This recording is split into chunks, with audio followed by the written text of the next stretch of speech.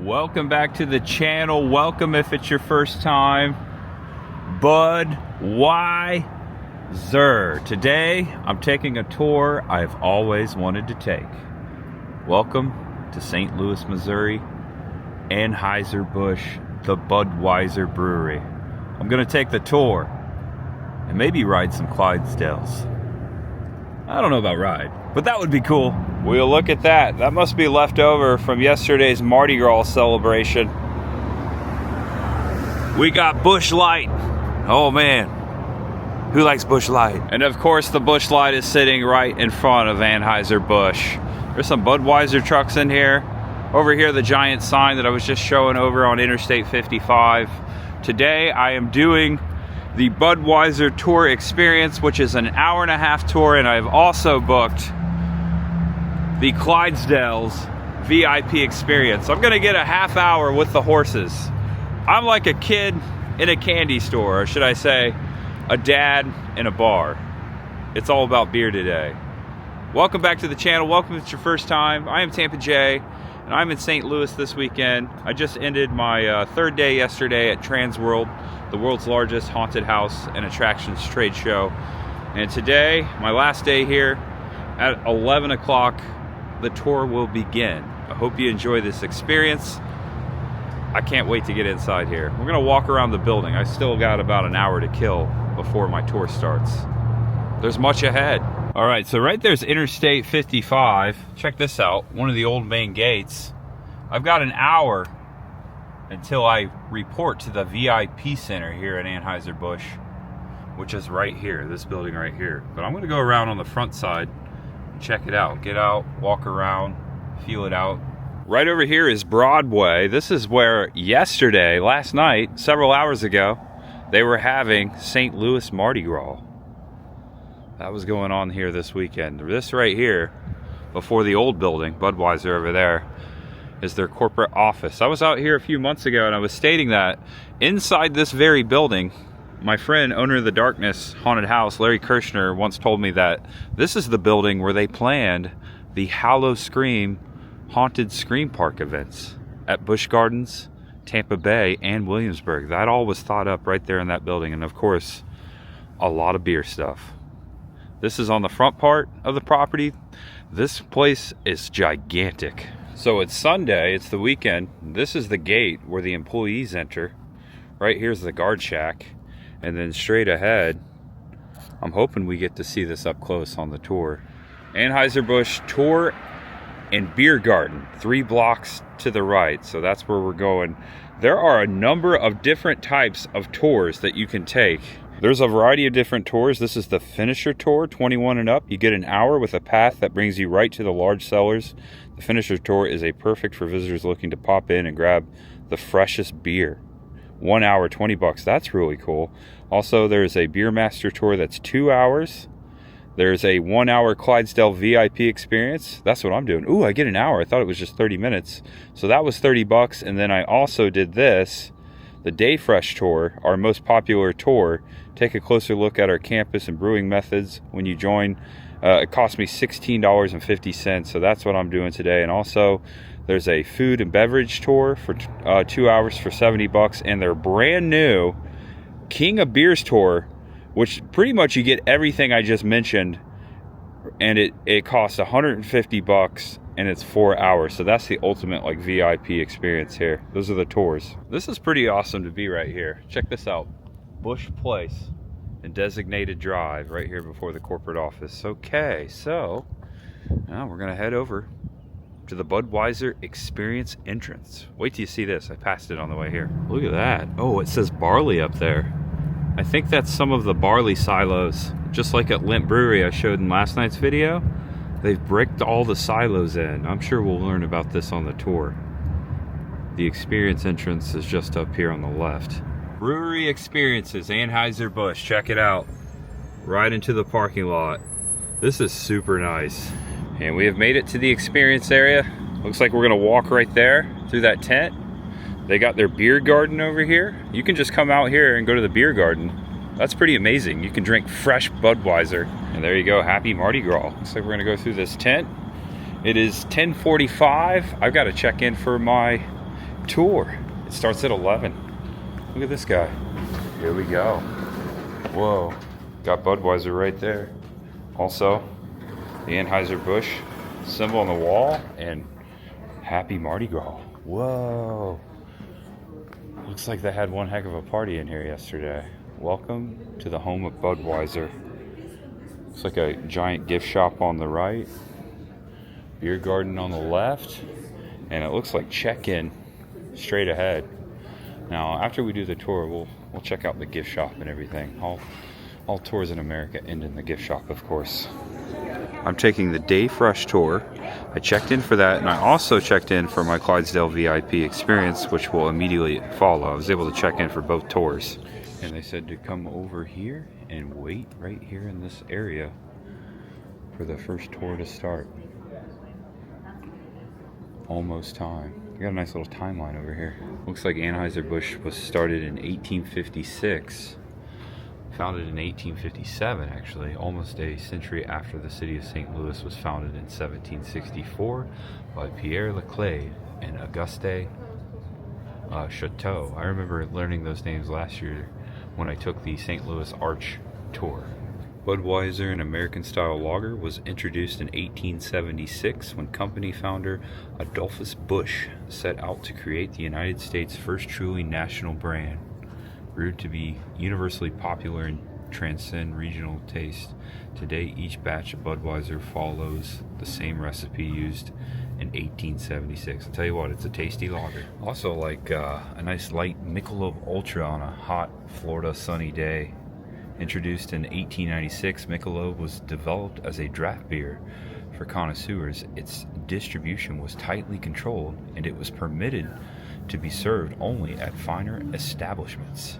It's a snobby beer. In 1933, the Budweiser Clydesdales were first introduced to the public on April 7th, 1933 to celebrate the repeal of Prohibition. That's a fun fact. I didn't know the Clydesdales came after Prohibition and in celebration. Okay, we are going to get started here right on the hour, but there might be a few more joinings. But real quickly, before we leave on the Day Fresh tour, if anybody has to use the restroom, please do so. It's an hour and 15-minute tour. A lot of walking, a lot of talking about beer. We do sample some beer on the way. So it gets the mind thinking, oh, maybe I should have went before we left. It's right through that little alcove right there, or both restrooms. With the Clydesdale tour, similar thing, but it's only 45 minutes, and you do drink a beer on the way too, so you might want to do the same thing. Speaking of the tour, today we're going to start the Day Fresh tour. We're going to start at the Clydesdale stable. From there, we'll walk over to the Beechwood aging cellar. From there, it's a short walk down to the Brewhouse. Sorry, all these B's. Beechwood Brewhouse. And then it's about a 2-block walk down to the Bevo packaging plant. Our timeline says, you see 1876 there, but we really started more so in the 1850s with a man named Eberhard Anheuser. Mr. Anheuser was a German immigrant, came to St. Louis in the 1850s. He was a soap maker, set up shop, was doing very well. He's an older gentleman, but great at his craft, making a lot of money. Well, at the time, there's a lot of German immigrants coming to town, and there was a small German brewery popping up on darn near every corner, kind of like you find microbreweries nowadays. Everybody's got them. They got them in their basements. Well, he spied one right here on the corner of the property called the Bavarian Brewery. The Bavarian Brewery was struggling. They were just making small batches. They weren't really cutting the mustard. They were struggling. And he approached the partners and said, hey, I think I can help you guys. I'd like to get in the brewing business. This is a booming thing right now. They were open to a buy-in. He buys into the company, into the Bavarian Brewery. Within 2 years, they do so well that he buys out the other partners and renames it E. Anheuser and Company for Eberhard Anheuser. Well, now he's a full-time hands-on brewer. He's not just a financial partner. He's running the showboat. That means he's going to meet up with a salesman. He's got to be buying supplies. He's got to be buying everything. Along trots this fiery young brewery salesman with a hotshot story and a fire in his belly. He sells brewery supplies all over St. Louis to these small breweries. He was a fellow German immigrant. His name was Adolphus Busch. Now Adolphus, while he was selling to all these other breweries in town, he's kind of taking note of who uses the best grain, who uses the best ingredients, who's got the best procedures, who's got the best, who's culling the best. He culls the best of everything from all of them. And lo and behold, he meets Mr. Anheuser. Mr. Anheuser really likes this kid. Offers him a job. He's in his 20s. He offers him a job with his company. He's a fireball. He's really doing well. But Mr. Busch, again, very aggressive and has his eye on the ball all the time. He also had his eye on something else. One day he sees Mr. Anheuser's daughter, Lily. Boom, they're married 6 months later. Guess who got his name on the front door? He stands still to be a partner now. Wow. Marry the boss's daughter, get your name on the door. It's now Anheuser-Busch Brewing Association. He says to him, now that I'm a brewer, I want to try this beer. Mr. Anheuser says, sure, why not? It's 1876. That was Budweiser. Within a year, we're going nationwide. Within a couple of years, we're the best-selling beer in the country. Mr. Anheuser passed away in 1880. Mr. Busch took over the company, ran it until 1913. When he passed away, 5 generations of Busch family later, we were bought in 2008 by International Beverage Company. It was a sad day here at the brewery because there was no longer a Busch running the show. But instead of just having 12 breweries in North America, we now have 26 breweries worldwide. We're part of the largest brewing group in the world now.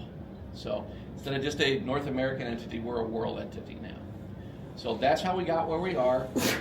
Bless you, I've droned on long enough. Let's go see the Clydesdales. Yeah. Yeah, right out these doors. We got a big crew, so please try and stay together. Okay? Welcome to Budweiser. Ooh, I see some horses over there. That's awesome. Straight ahead. Home of the world famous Budweiser Clydesdales. Here they are over here. This is so cool. Alright, so that looks like the horse stable. There they are. That's amazing. Hello. He said all the Clydesdales are males. Check out the historic horse stable. I think we're about to go in there. Yesterday they were, I think this is Olaf. Come on, take a bow, Olaf. He's one of our bigger guys. He was one of Clydesdales in the hitch that was in the Super Bowl ad. Oh, he's a star. All stars. Single ones from various cities where we have our Clydesdales based, and he was one of them. So, thank you for turning around. We didn't want to see the other side. He's a celebrity. Take a screenshot last night. Who was one of the foals? He was the pony that was in the Super Bowl ad pushing the keg down the road. Yeah, we got to see him. He was here a few weeks ago. Good Morning America did an interview with Olaf and Jake. 120 of them are out there. Now, about 25 live on the West Coast between Fort Collins, Colorado, and Anaheim. That's the West Coast hitch. About 25 live on the East Coast, Merrimack, New Jersey, and Virginia. That's the East Coast hitch. And about 30 live out at the Busch family estate, which is about 8 miles out of the city here. That's a tour also. It's $20 to park in the parking lots because InBev Corporation owns the parking lots. But Grant's Farm itself is still free because the family still owns Grant's Farm. It's the retirees that go back out to Warm Springs that can drink the bud because they don't pull a wagon in a straight line anymore. Yeah. So that's our Clydesdales. I'm going to tell you a little bit more about them, how we got them when we go inside. So let's go inside the stables. Now it's time to go inside. Beautiful buildings.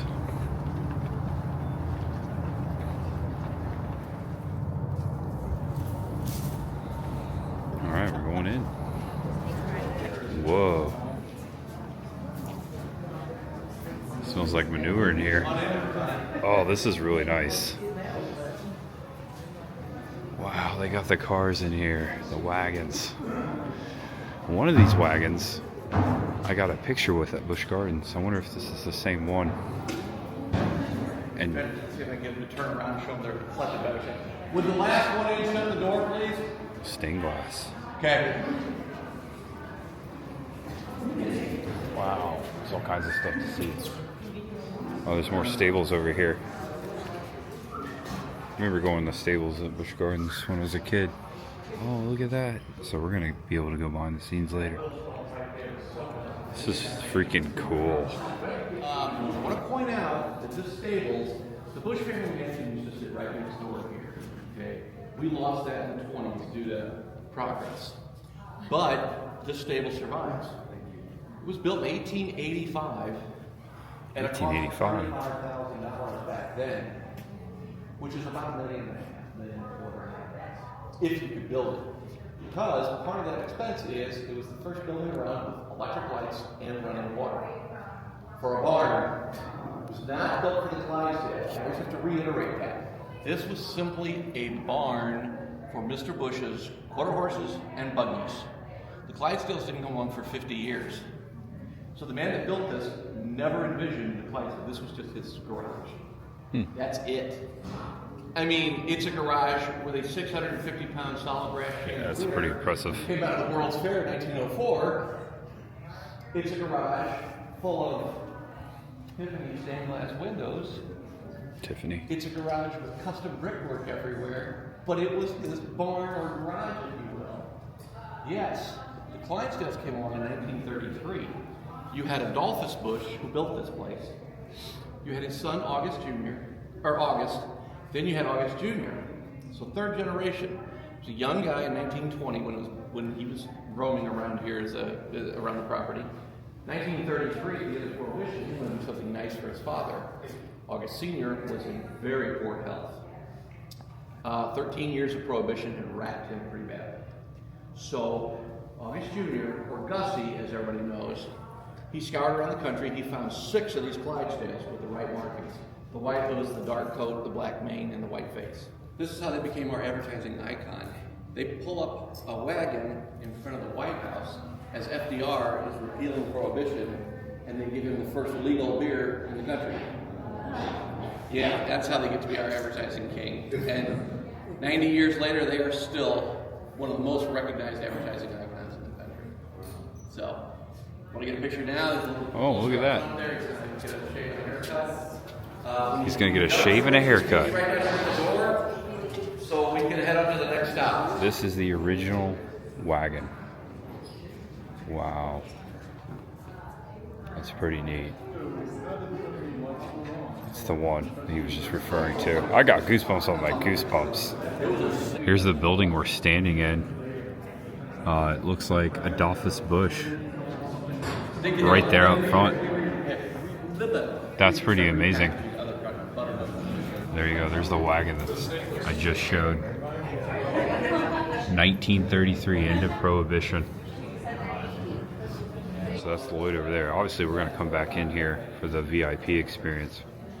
Here's a little appetizer. That's amazing. Hello, buddy. He's looking at it. The preparation process, the standards of what it takes. The adult Clydesdale can pull up to 2.5 times their body weight, making them capable of pulling 2 tons at a speed of 5 miles per hour. Fun facts. Alright, that was cool. Already got my money's worth. Just saw that picture. Mr. Busch standing right in front of this building. So at some point they said we're going to take the beer trolley. Here it comes. So we're crossing the street. Toot toot, toot toot, toot toot. Anheuser Busch. Just letting the camera roll so you can see what's going on here. Try to capture the atmosphere as best as I can. Taking a turn. Now, when we go in here, it's going to be about 50 degrees, so you may not notice much of a temperature change. Do take notice of the size of the building. There's a reason it's this big, and there's just a giant refrigerator. And you're going to get a strong smell of beer once we walk in here. If you've ever been to Texas and heard a cattle rancher say the same phrase, smells like money. Yep. Smells like money.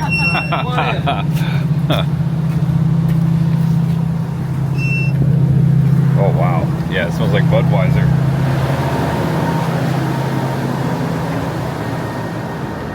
Oh my glory. Look at this.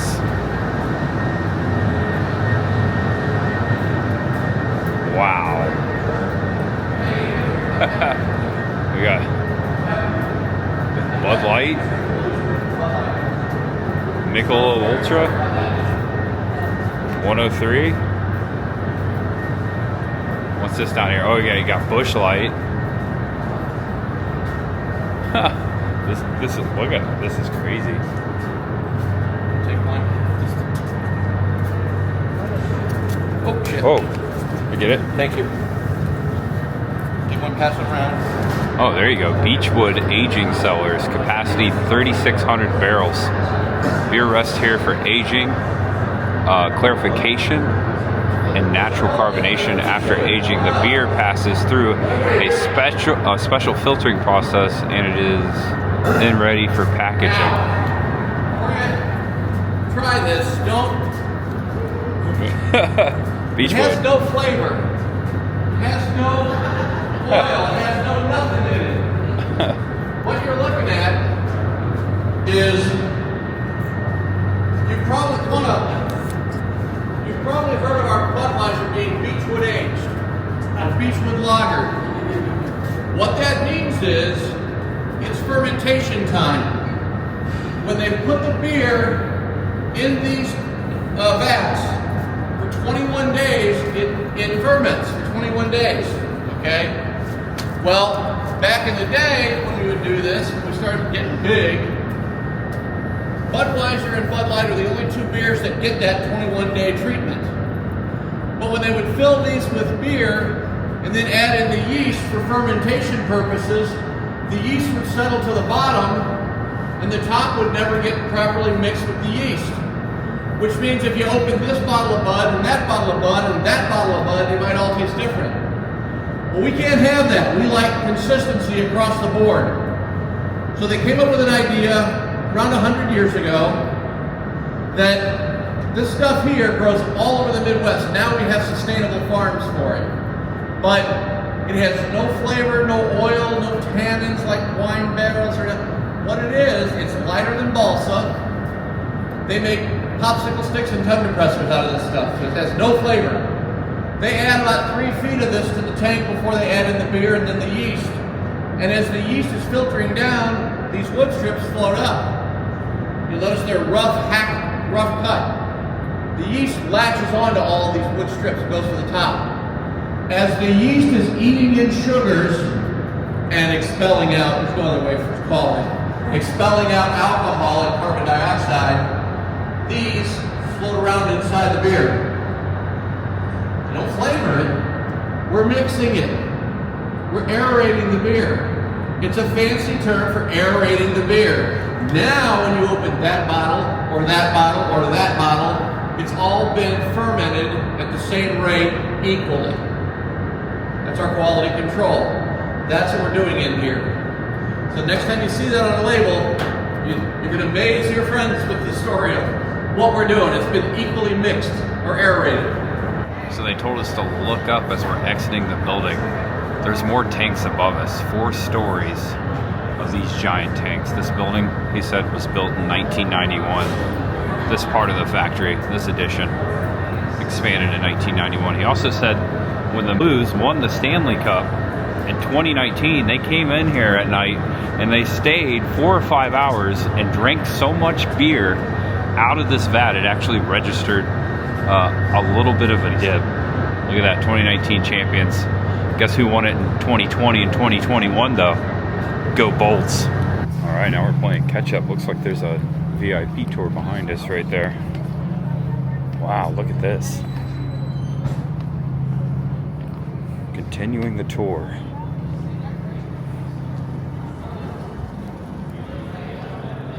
And you can take pictures, videos. It's all accessible. That's really cool. I wasn't so sure. Oh wow, looks like we're coming out to the oldest part. Whoa. This is impressive. Check out these gates here. Got the Eagles, the Anheuser Busch Eagles. Look at that smokestack. Oh yeah, this is definitely the oldest part of the factory. Look at this.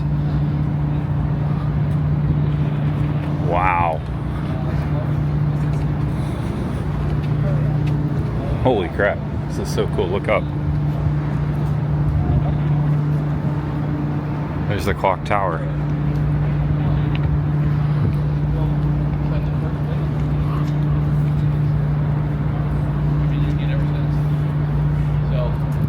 Okay. He just asked me about some of the older buildings and newer buildings. The building you're looking at here, the clock tower, is from 1891. I pointed out the stables at 1885. So this is only 6 years later, right? There's a humorous story about this clock tower.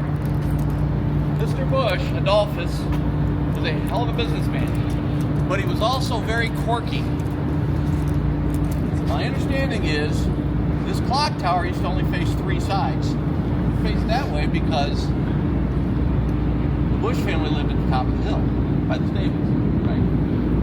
It faced that way because 9 blocks away is the river, and riverboat pilots could see it at night. This building didn't come along until 1898, so 7 years later. It says 91, but that part's 98. So it faced that way because downtown businessmen can see it. It's a quarter mile away. You can see it at night. Why? It didn't face that way because 10 blocks down on the inside of the highway there was his chief rival and most bitter enemy in the brewing business, the Limp Brewery. Limp Brewery. They were bitter, hatred rivals. Was there last night. He was going to build them a clock. Let them get their own clock. I'm not giving them the time of day. Limp didn't get the clock. That's hilarious. After Prohibition. Looks like we're going into the door here. And here's a look back at the courtyard as we're going inside. It's officially beer 30. This is really cool. They got a nice place for you to sit down and enjoy your Budweiser. Buds. That's Buds for me? Buds for you. Yeah, look at that. And Bud Lights. Sure. Okay. Nice spot to sit. Have a seat. If you've got one of each, you can switch them back and forth and try them. Budweiser goes to Bud Lights, goes down a little smoother than Budweiser. I was just kidding about the water. Cheers to Spuds McKinsey. Busch Light, maybe you don't like the Budweiser. Because I didn't get the Bud Light. Now, I showed you our basic ingredients. I always start with the water. Some of the other tour guys will start with over here with the malt, but I'll start with the water because beer is 95% water. And we buy our water from St. Louis Water Company, City Water, as do all our breweries around the world, buy from our local water source. We only use rice in Bud and Bud Light. Now, like our Michelobs and Bushes and stuff like that, we use corn and corn syrup and different sweeteners.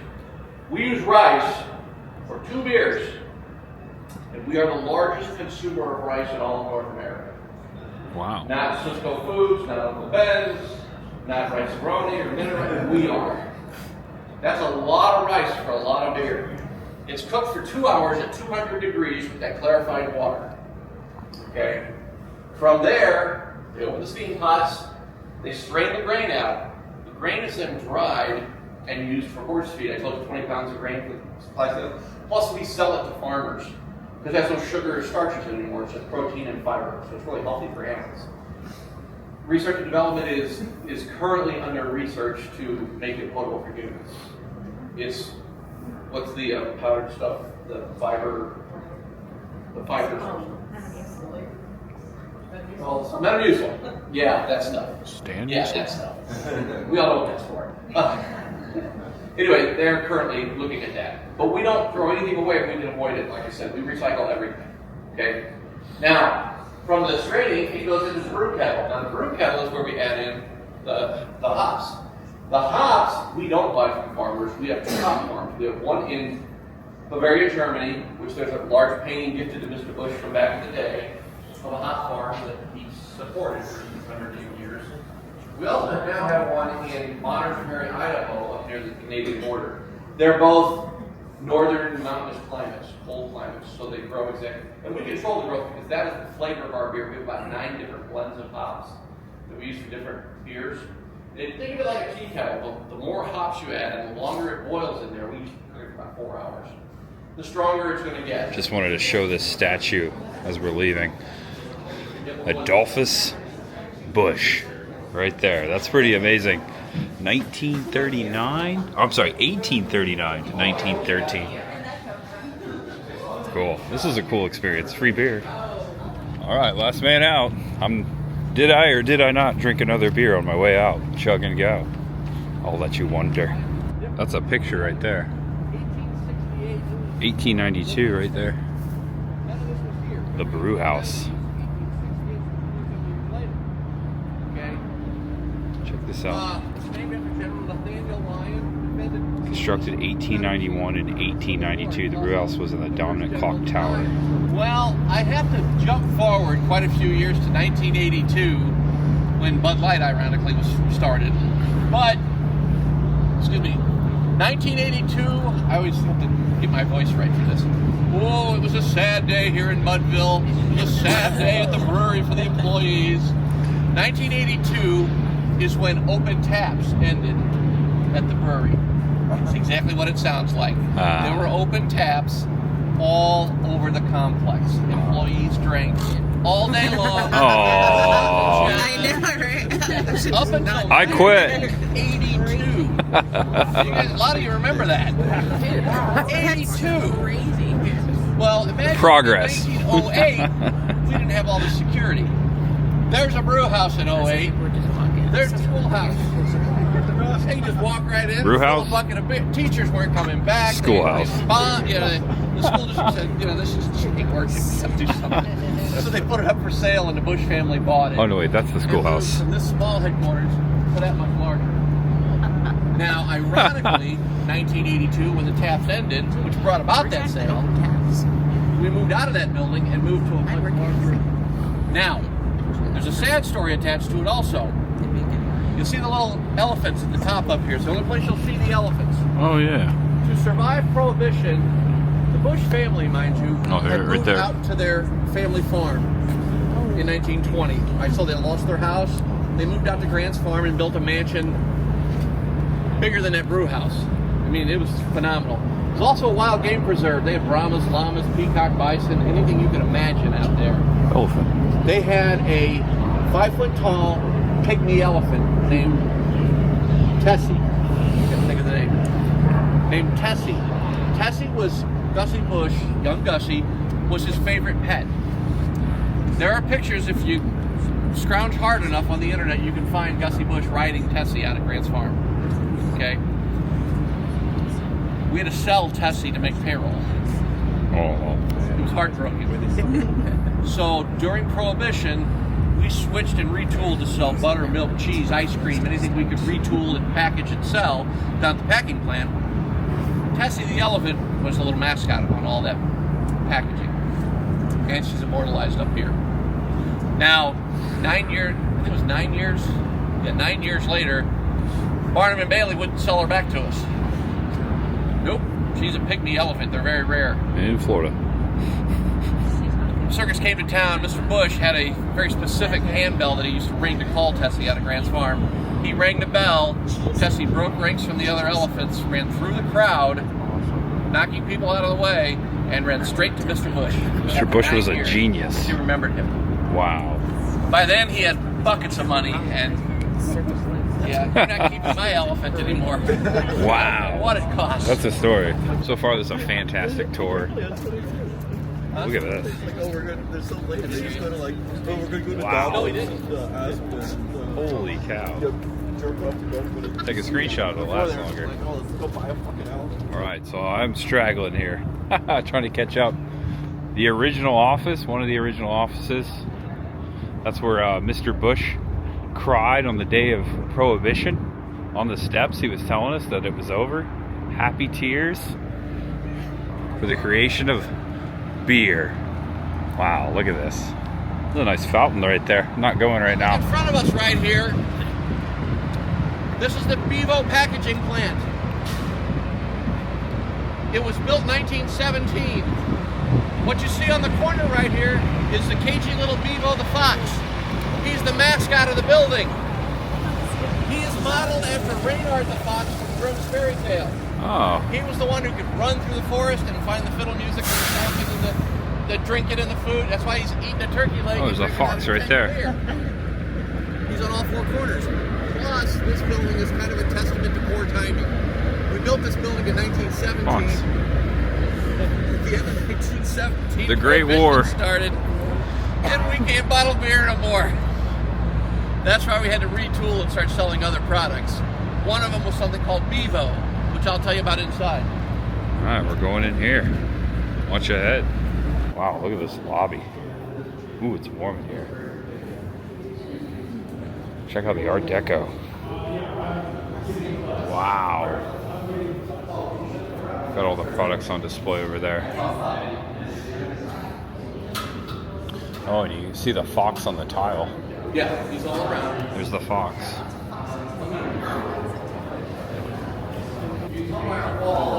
So they said that Busch Light takes 4 hours to make. So the longer the process, the lighter the beer. Golden elevators. Wow, so we're about to go upstairs and see the bottling line. Yeah. Line 60, canning on the green. Line 34 and 36 in the red, bottling. Oh no, an escalator. No!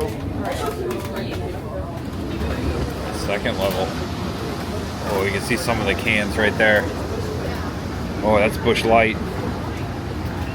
Can't help but think of Laverne and Shirley right now. That's Miller though.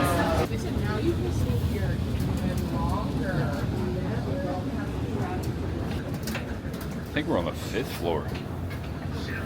So let's walk out here. Let's go out here. The video's not working. We're going out into the factory. Whoa, look at this.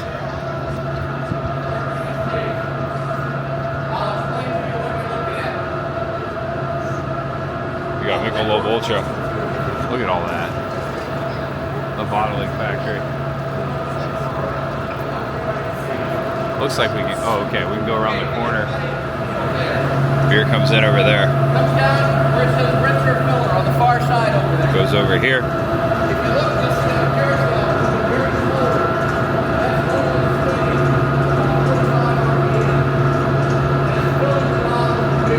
I don't know if you can hear him.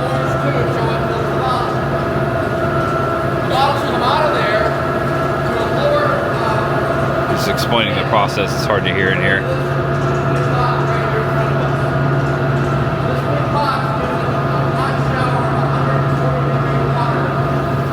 So this is just one of 4 levels. Below us, I saw they were making Busch Light on the way up. It's Sunday, so they're not operating. It's very hard to hear in here. He was actually supposed to go over the process in there, but the TVs weren't working, and then the TVs drop down and you can look out. So we're getting I think we're getting a special experience here. Yeah, it's just so darn loud in here. I'm afraid you're just so darn loud. Look at this. There's a forklift out there. Budweiser and Bud Light bottle right here. The same no matter what. It's just the product is different. So when they switch over, it takes about 6 or 8 hours. And they'll switch over to Bud Light or, yeah, boxes over there are Bud Light boxes. So that's what they're going to start brewing probably later tonight. So they're switching over to Michelob Ultra up here. There's someone actually down there working, huh? Yeah, you see them washing everything down right there. Yeah, it's cool. I hate for you to get beer that's Thank not you, cold. sir. Don't open it now. They're not cold. And here we are getting on the trolley with a beer. We had the, it was a couple months ago, we had the PBR, the Pro Bull Riders Association here, and they were packed on the trolley. I think I ticked them off really good because I said, guys, hold on to the straps. The ride takes longer than 8 seconds, so most of you may fall off. Oh, yeah. That's a good joke. All right, so yeah, Express. It is 12:21, a little time update. This tour is about to end, and my VIP Clydesdale experience starts at 12:30. So they shuttle you back up to the front so you can get on with your day. That was a great tour. Oh wow, so we're going to the beer garden. They've got complimentary beer in here for you too. I wonder what the 4-hour tour is like.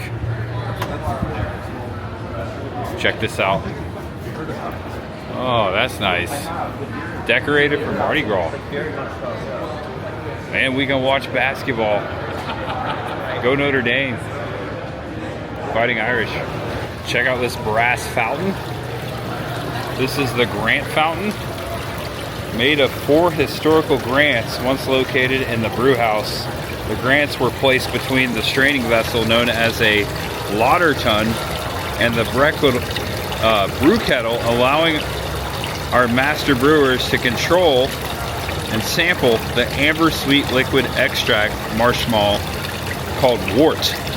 They now hold an essential ingredient for our beer's rider. Look at all that right there. It's really pretty. And check this out. They got all the taps for you. These are all samples. There's also another sample card over here. They've also got food for you, Bavarian pretzels, toasted ravioli. That's a thing here in St. Louis. Signature bone-in wings, pulled pork nachos, buffalo chicken dip, bevel pork sandwiches, crown chicken wrap. They've got salads. They've got vegan bratwurst. They've got bratwurst. They got burgers. Stella Artois cider cinnamon sugar pretzels. They got dessert. So this is just a souvenir. I'm going to the airport after this, so not for me. This fountain's really cool. All right, I gotta go start my Clydesdale tour. Gotta go back out into the lobby, which is over here. I could get a beer, but I don't think I have time. I think I'll get a chance to get another beer after the Clydesdale tour. Leroy Neiman is recognized as one of America's finest sports artists. Mr. Neiman has earned a worldwide reputation painting all types of athletic events, including the Olympics. In 1979, Mr. Neiman did this work depicting the world-famous Budweiser Clydesdale. My name is Catherine. I'm going to be your guide today, and we're going to go ahead and get a jump to get ahead of that bigger group over there, because they're coming to the Clydesdale stable too. So follow me. We're going to head out this way. Check this guy out. Busch Light. Welcome, Busch Light. Busch Guy Ranger Station. There he is, Olaf. We're just going to pause here briefly so you can see these 2 beautiful guys out here in the paddock area. They do get turned out throughout the day. They'll alternate. They'll take these guys in, let another 2 out. You can see it's kind of limited space. So all of the horses that are here on a daily basis do get hand walked for at least an hour in the morning by a handler. They're usually walking 2 at a time just on the circle out there. Now looking at the circle, I'm very happy to see those 3 big semi-tractor trailer trucks, because that means that our Midwest Hitch is here. And we're back in the stables. All right. So come on into the rotunda here. I know you guys want to hear all about the horses, but while we have the rotunda to ourselves, I just want to talk briefly about this beautiful stable that we're standing in. Yes, we do vacuum our horses. So that's what's backstory. Oh, that's awesome. And they do like it. They like it. Yeah. So this stable was built in 1885. It is a historic lamp. Now the chandelier above me didn't get hung here until about 1905. And that is because it was designed and built to hang in one of the exposition halls during the 1904 World's Fair that took place here in St. Louis. A year-long fair that brought the world here. Adolphus Busch was on the planning committee for that fair, and he commissioned the making Other side. design and build. We're going to head this way to let that All right. come in. Another tour behind us. So I heard some new stuff And when the last time we were in here. He acquired it and its twin. Hung one of them here in his stable, and the other one hangs in Dallas, Texas, in the Adolphus Hotel, which he built so that he would have a hotel to stay in. When he visited there, that was up to his standards. He really liked it in Dallas, Texas. So built his own hotel there. Come on into the tack room. Wow, this is their harnesses. Oh, yeah, this is amazing. And they do have Bud Light or Budweiser in here. Wow. So this is exclusive to this tour. This is freaking awesome.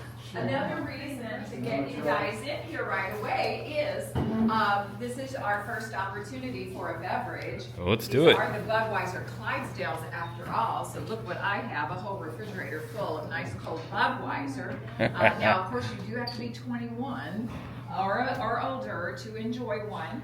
If you would like one, step on up and I will be happy to serve you here. There you go. This one's for me. Yeah, that one's for you. This Yeah. one's for you. Ooh, it's cold. And this one's for you. Look at that. All right, I'm gonna crack this open right in front of the stables, in front of the horses. We usually keep about 6 here, but because the hitch is in town, all the stalls are full. We've got at least 10, because each hitch, we have 3 hitches that travel, and they each travel with 10.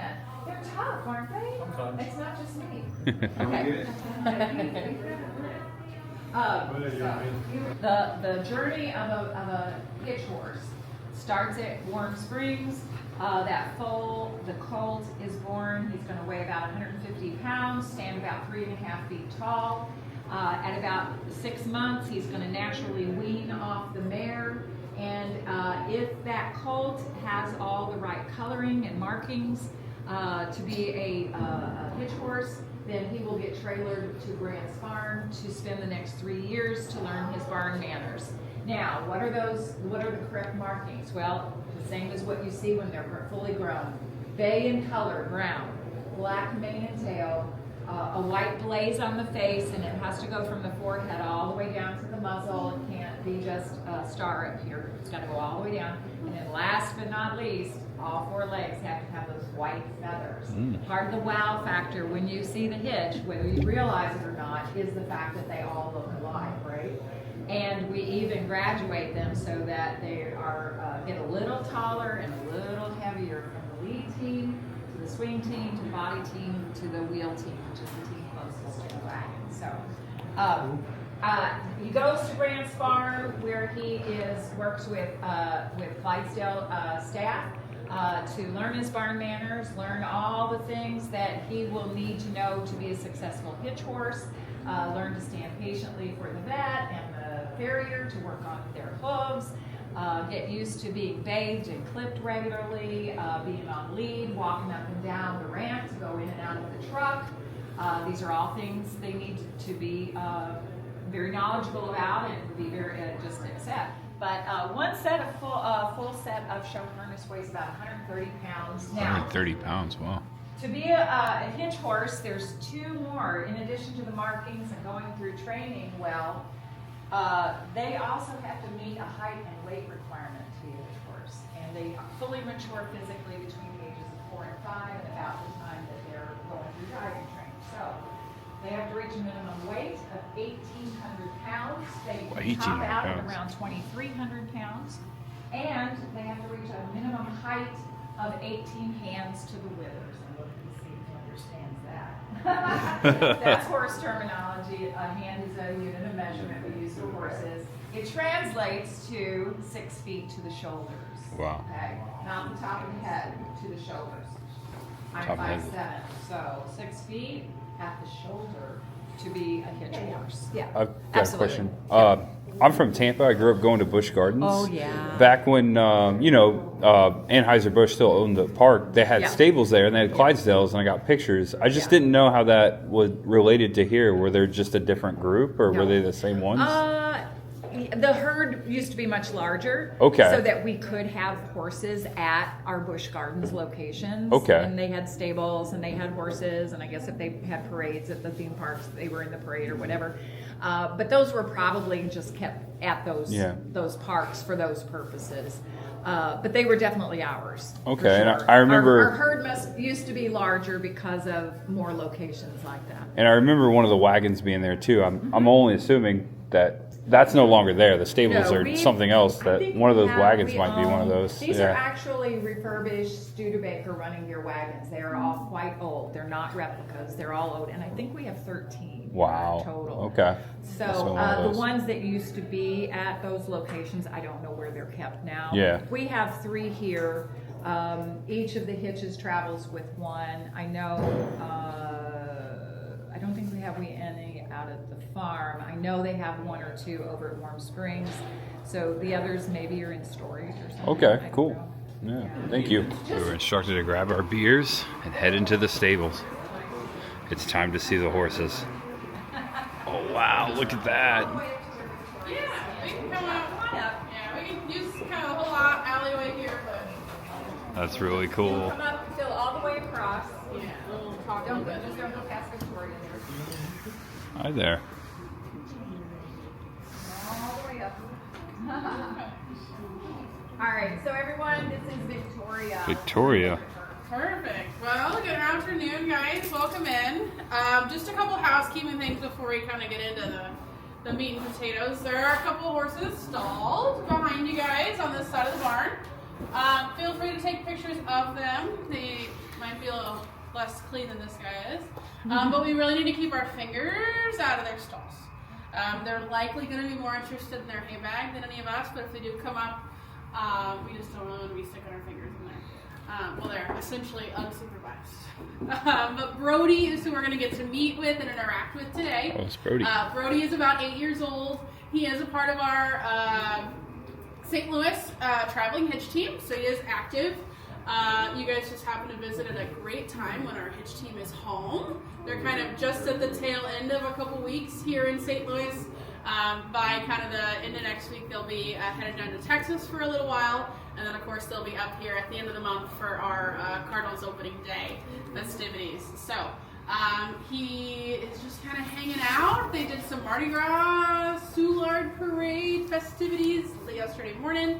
And then they're just kind of on rest for the rest of the week until they're ready to go out and travel again. So that's kind of what they're doing in town. I wanted to sneak Brody out on some tours before they leave. He's really good at meeting people and kind of great when he's home for stuff like this, extracurriculars, for him to meet guests and things. So anyway, that's a little bit about him and kind of what the team's been doing. I'll kind of take you through kind of his morning specifically, essentially kind of how he ended up clean and ready to come out and see people today. So just kind of grooming wise throughout the week, they all get a full body bath once a week just to kind of get them clean. And then all kind of throughout the rest of the week, every day they'll get kind of a dry grooming just to keep their coats in really good condition and keep the dust and dander off of them. So that kind of daily routine will start with a little rubber curry. You just kind of essentially kind of scrub on him until all that loose hair, dust, dander kind of starts kicking off of him. Then they'll all get vacuumed. We're all about efficiency, so power tools, of course. It's essentially a big fancy shop vac with a really long hose on it. We'll rake that through his coat and it pulls off all that dust and dander, leaves him feeling pretty fresh, keeps his coat in really great condition. And then throughout the week, he's kind of clean enough to come out here and do this sort of stuff without having to do the whole full body bath again. So we're not having to put too much shampoo on him throughout the week. And then on the days where specifically he's coming out to do this sort of stuff, he's out on tour, he's out pulling the wagon, we'll always freshly wash the legs. All that lovely white hair that's on the ground just requires a little bit extra maintenance, as I'm sure you can imagine. Lots of purple shampoo, Castile soap, just to get everything as white as we like it to be. So I don't really do the big stuff kind of on these mornings. And then of course, if he were to go out and hitch, he's really just missing kind of the last two steps for him to be ready to go in front of the wagon. Of course, the final of those steps being putting on all that harness that they wear. And then anytime they're going to be in all that show harness, we're also going to braid their hair. So the long black hair, the mane, the tail, little foretop, those like little poofy bangs he's got going on, that'll all get braided up, mostly so it stays out of his way while he's working, stays out of his face, stays out of all that harness and equipment we're going to put on him. And then of course, we're going to make him look really festive and we're going to put pretty things in his hair. So he'll get nice long ribbons kind of added into all the braids. These roses, these will sit kind of straight up from the very top of his neck individually and kind of go all the way down until you hit the harness. The tail will kind of bun up and wrap around, and that's where the bows will go. Those are my favorite accessory. Yeah. And then he'd be ready for harness and then ready to go ahead and hitch to the wagon and ready for any kind of festivities that are going to go on. But that'll kind of be how the big guys get ready. You guys have any questions? Okay, I'm waiting in line to pet Brody. Check out the names we got. King Laddie. This is funny. Someone just pointed this out. Bill and Murray. Bill Murray. This is really cool. We get a one-on-one with the horse.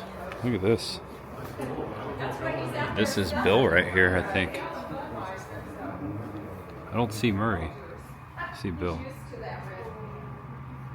Beautiful. Wow. Look at that. That's amazing. This is the size shoe that Brody is wearing. We do not shoe our Clydes until they become an active hitch horse, because up to that point they're living a very natural life in pastures and paddocks. But once they become an active hitch horse, they are parading very often on hard surfaces like concrete, pavement. So to protect their hooves, they wear the shoe. And the farrier, of course, will visit every 6 weeks or so to take the shoe off, clean and trim their hooves. All right, I'm next with Brody. Did somebody get you? Yeah. Hi, Brody. Oh, we got it.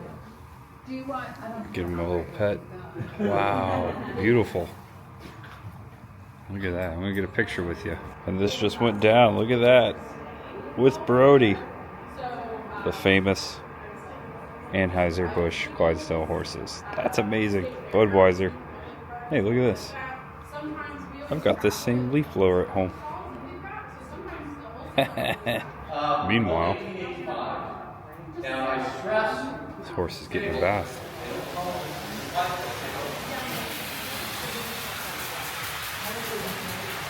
It's cool, and it's raining right in the center of the stable.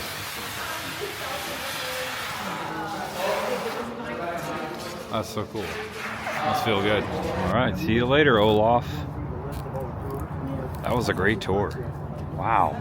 So we're heading back into the beer garden. Now, potentially, so far I've gotten, I'm just gonna say 3 to 4 free beers. I didn't cash in on my last beer garden experience, but I'll cash in on my next one. There you go. All right, thank you. You're welcome. How's it going? This is for Spuds McKenzie. So before I went on the Clydesdale tour, I left my Michelob Ultra right there. It's still there. Last but not least, we enter the gift shop, Anheuser Busch. So if you just wanted to come up and get the freshest Budweiser, freshest beer in town, and take advantage of the beer garden and the food, you can do that. You don't have to take the tours. That's pretty neat. All right, look at this. Okay. I'm gonna have to take someone a souvenir. Chris the girl wanted to know if they had any Clydesdale stuffies. Oh, well, look at this. They do. They've got a lot of stuff in here. Look. Wow. Ooh, St. Patrick's Day. Coming up. Get your Bud Light St. Patty's Day Hawaiian shirts, your tactical belts. They got koozies. Oh wow, that's cool. That's amazing. We've got the Busch Light merchandise. Little trucker hat, t-shirts. They also have another beer belt here. Wow, that's cool. Yeah, you name it. They got bobbers. Look at that Busch Light bobber. I know there's a lot of people right now going like, wow, I wish I had a Busch Light bobber. Kona Big Wave. I actually enjoy this beer. We got the old school Budweiser shirts. This is the call. Here's the Budweiser The merchandise. Day Fresh Tour at 1:45. They got more stuff over here. Golf balls, sunglasses, lip balm, koozies, coasters, hoodies. I like this hoodie here. Day Fresh Tour meeting. Brewed in the Lou, St. Louis. And look at this. I like this shirt. It's the Clydesdale horses with the St. Louis arch. That's pretty impressive. Budweiser. They've got a smaller horse. And I'm gonna pick up one of these. Yeah. This is the little one. Look at that. I strongly recommend this tour. That was a great time. So I spent, for myself, doing those 2 tours just shy of 50 bucks. Totally worth it. I probably drank at least $20 or $30 worth of beer, and I could have got more. I refused a couple beers. So you're definitely going to drink beer on this tour. Check out the website for the Budweiser experiences. There are so many different types. I saw a lot of people out there on several of those tours today. There's also like a brewmaster tour where they go more in depth on the process of brewing, and you get to taste more beer. So there you go, check it out. If you're in St. Louis, definitely come down and check this out, guys. You don't want to miss it. I had such a great time here today for my last day in St. Louis. I've been here 4 days. Goodbye. All right, guys, I've been chilling out for a little bit, and now it's time to head to the airport. I got to drop off my rental car. Once I do that, jump on the shuttle to the airport, and I'm flying back to Florida. Thanks for sticking to the end. I hope you enjoyed the video. Please give it a thumbs up. Feel free to share it if it's your first time here. If you like this content and you'd like to come back, please subscribe to the channel. I'm Tampa J, and there's always much ahead. We've only just begun. I've got a lot of plans for 2025. Specifically, maybe back here in St. Louis, all over the country, and back in Florida. All right, guys, thank you so much. Have an awesome day. Be safe out there, as they say. Yeah, drink responsibly. Know you're awesome. Know you're loved, and no matter who you are or what you're going through, just know that there's always much ahead. Bye-bye, guys. See you soon. See you back in Florida real soon. Bye-bye.